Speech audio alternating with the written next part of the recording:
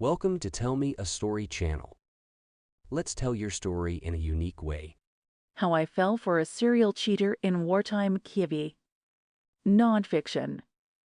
We met each other in Kiev last summer. B. Left the U.S. at the beginning of 2022 to join the International Legion to fight against Russia. I came to Kyiv in May 2023 because I needed to clear my head after breaking up with my husband.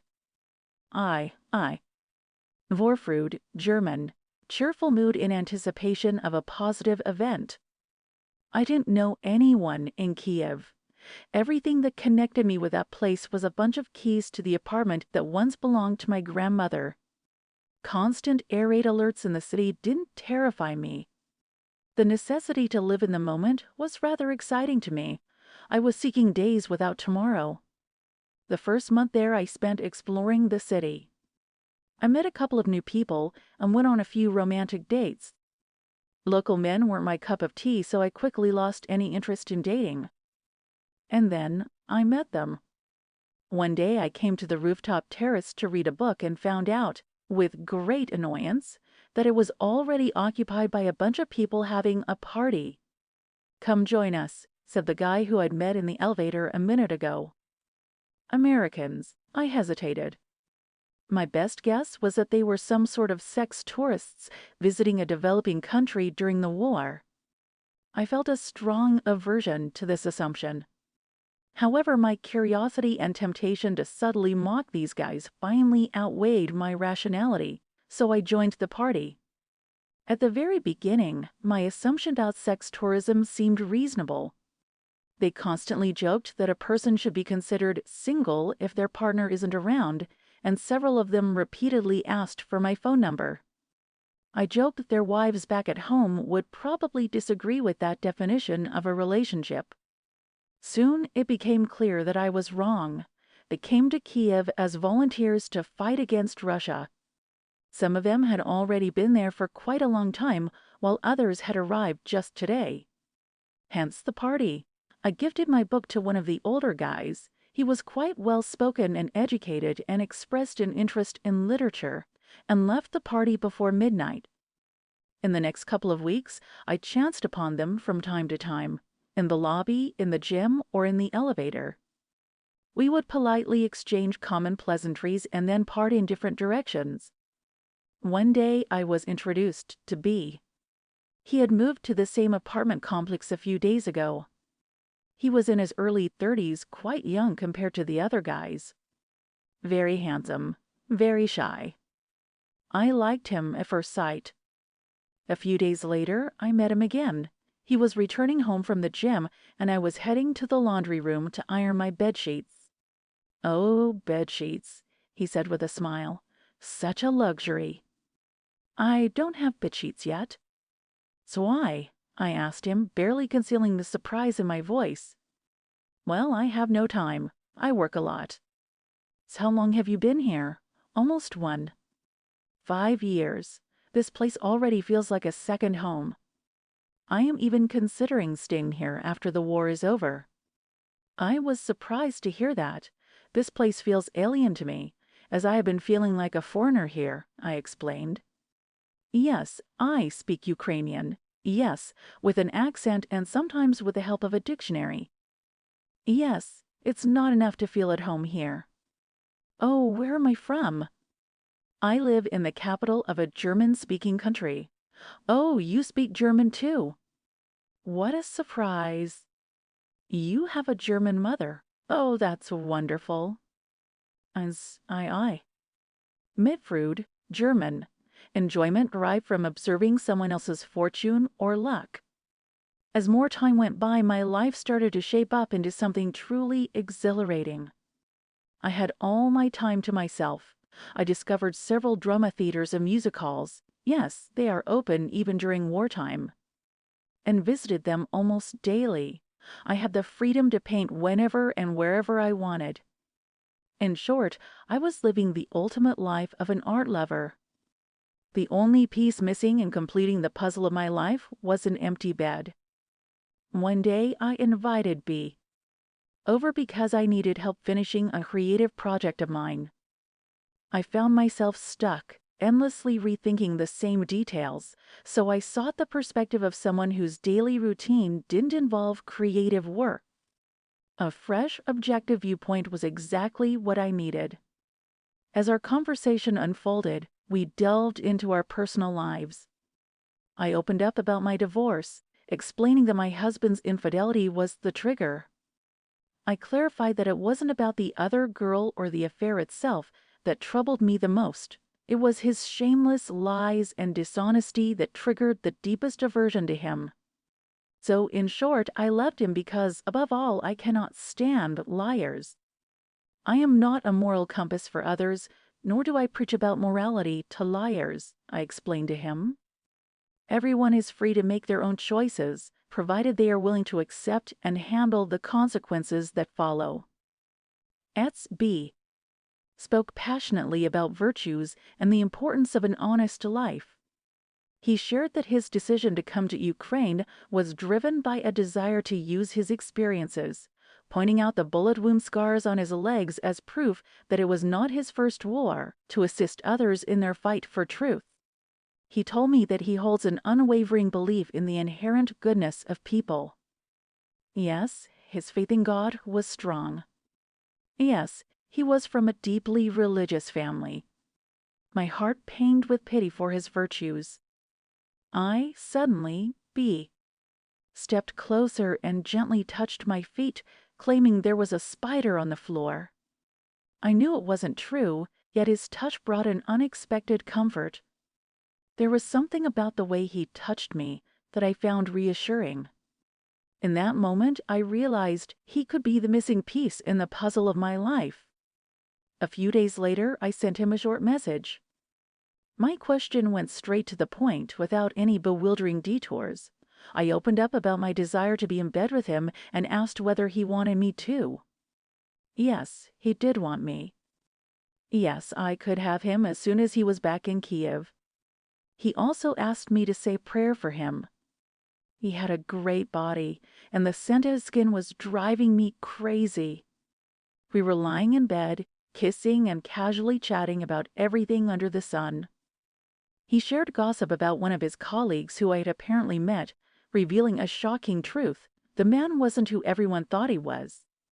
According to B, that guy had a disturbing past of intimidating and threatening women.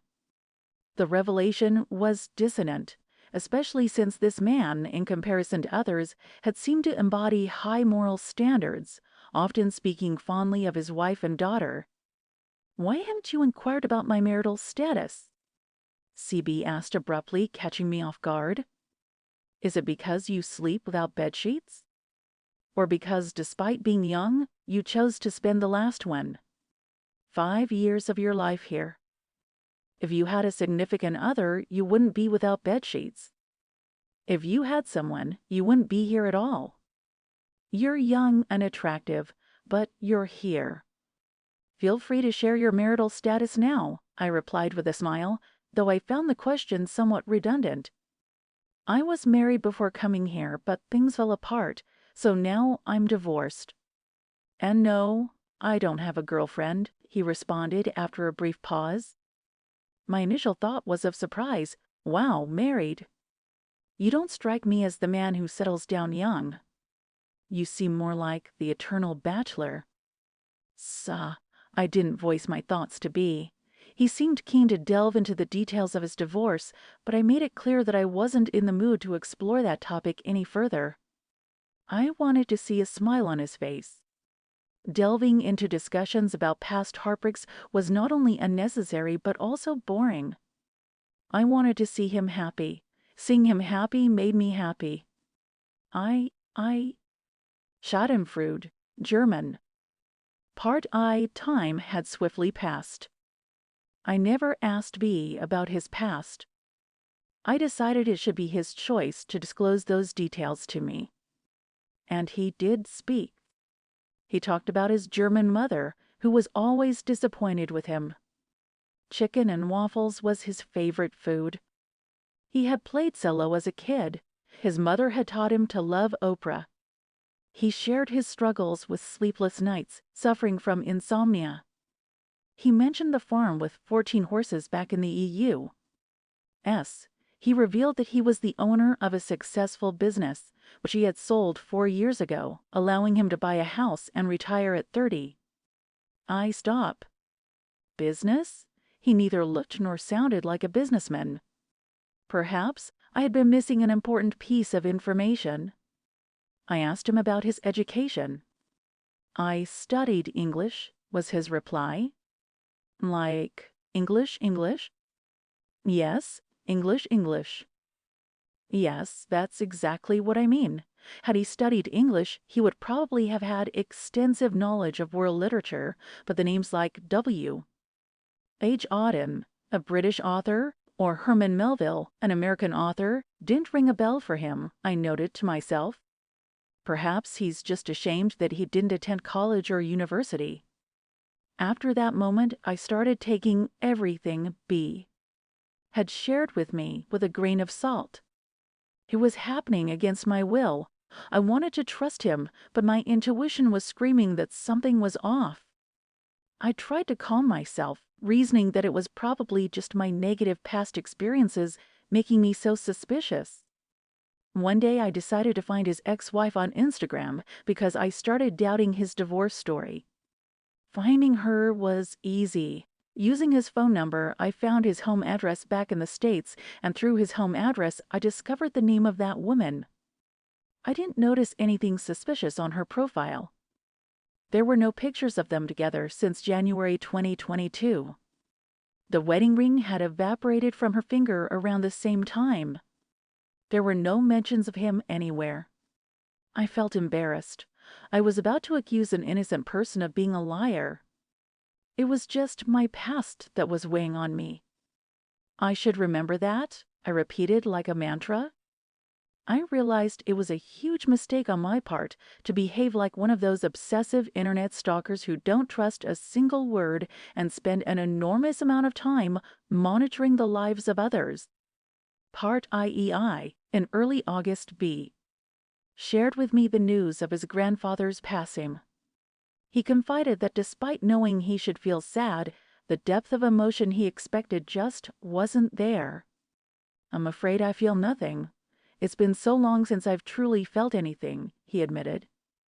It's like eating without savoring the taste. Still, I do my best to keep my mental struggles tightly contained. What a startling revelation. If you're numb to your own emotions, would you even feel remorse for deceiving others? I questioned myself. What if everything you've shared with me was nothing but a brazen, barefaced lie? Did your grandfather actually pass away, or is this merely a ploy for my sympathy? Is this all just an elaborate game of make-believe designed to ensnare me in a never-ending cycle of doubt and compassion? I decided to wait another week before searching for an obituary online. I was unsure of his grandfather's name and residence, but I guess they shared the same last name as B, and that he lived nearby. Bingo! I found it quickly, and the parentheses after B. "'S name, the name of his supposed ex-wife, appeared. It made me wonder, would an obituary typically include an ex-wife's name? I doubted that. Curious, I decided to check her Facebook page, something I hadn't done previously due to not having a Facebook account. That's when things took an interesting turn. Part III. She lived on a farm with 14 horses. She lived in the house B, called his home. She still had their wedding picture on her page. I demanded an explanation from B. According to him, I had misunderstood everything because I hadn't given him a chance to elaborate on his divorce back then. They were still in the process of divorcing each other, and it was complicated by other circumstances. But I remember it clearly. You didn't say that you were divorcing. You said you were a divorced man. Does she even know you're divorcing her, or does she spend her evenings in the EIA? Alone, praying for you and waiting for you to come back home? I confronted him angrily. You didn't listen to me or didn't hear it correctly. If you want, I can tell you the whole story from the very beginning. The whole story, or nothing. I don't want to go down that rabbit hole, but if it makes you feel better, I would do it for you. It hurts so much even to think about it, let alone speak about it, he replied. I didn't want to hear the story. I needed him to prove he wasn't a liar. You sound like a typical married man who cheats on his wife. I don't want to hear the whole story. Why do you try to shift my focus from her feelings to your feelings? What's the point of you telling me about your pain? I don't want to know why you two are divorcing. I just need to know that you're not a liar. That's all I need to know. Do you have anything that could serve as proof of your words? Papers, documents? It was her idea to divorce. Are you happy now? And yes, I do have all the documents. You'll have them when we see each other next time. You'll get both the papers and the whole fucking story. No, I wasn't happy. He was trying to make me feel guilty. Okay, I need to see them. I do have trust issues after my divorce. My husband had been lying to me. However, I am not ready to label every person in my life as a liar. I want to keep my heart open. And I do want to trust you. I need to trust you. So we can work on that, he reassured me. And I understand why you feel this way. I've been in your shoes more than once. The summer had come to an end. September was dry and hot, and it still felt like summer. I never asked B to bring me the papers. I chose to trust him. It was only my past experience that was weighing on me and poisoning my life. Life is beautiful. I should trust people, I told myself. R. Part IB. Indeed, life was beautiful, yet I found myself missing my home.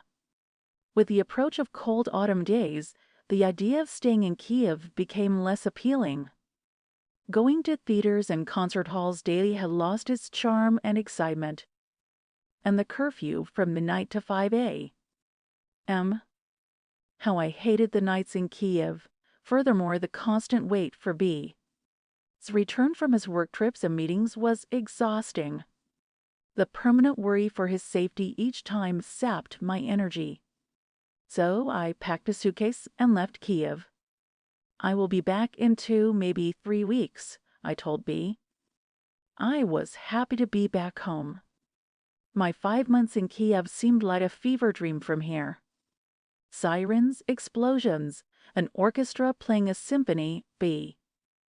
Naked body, my cries of ecstasy, a book falling on the floor, more sirens, stars, my hand holding a cigarette, his sweaty body against mine, sirens, explosions. It's starting to feel like I will never see you again, I wrote to him and sent a picture of the sunset on the lake. Look, it's so beautiful here. You'll see me again sooner than you think. Maybe I'll just fly over to you, was his reply. That evening, I did it again.